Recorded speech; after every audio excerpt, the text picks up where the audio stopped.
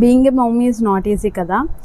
అది ఎందుకన్నానంటే ప్రతి ఒక్క మదర్ ఆఫ్టర్ ద డెలివరీ కానీ ఏదో ఒక టైంలో ఇది రియలైజ్ అవుతారు. ఎందుకంటే మనకి ఎంతమంది సపోర్ట్ ఇచ్చినా మన బేబీని మనం ఎంత బాగా చూసుకుంటున్నాం అనే ఇదిలో మనం ఉంటాము. బేబీకి ఏం పెట్టాలి, బేబీకి ఏం చేస్తే ఏమొస్తుంది, బేబీకి ఇది పెడితే ఏమైనా అయిపోతుందేమో ఈ స్టేజ్లో కూడా ఉంటాము. ఈ స్టేజ్లో ఉండేటప్పుడు మళ్ళీ మనం మర్చిపోతాం అన్నమాట. ఐ మీన్ ఏంటంటే బేబీ కోసం చూసుకుంటూ మన సెల్ఫ్ కేర్ మన సెల్ఫ్లో మర్చిపోతాం. సో నేను చెప్పేది ఏంటంటే ఫస్ట్ మీ బేబీని బాగా చూసుకోవాలనుకుంటే మదర్స్ ప్లీజ్ మిమ్మల్ని మీరు టేక్ కేర్ చేసుకోండి, మిమ్మల్ని మీరు సెల్ఫ్ కేర్ చేసుకోండి. దానివల్ల మీరు చాలా బాగా బేబీని చూసుకుంటారు. ఇది నేను ఎప్పుడైతే రియలైజ్ అయ్యానో అప్పటి నుంచి నాకు చాలా మంచిగా వర్క్ అవుతుంది. ఎందుకంటే మా బేబీని లవ్ చేయాలంటే ఫస్ట్ నన్ను నేను లవ్ చేసుకోవాలి.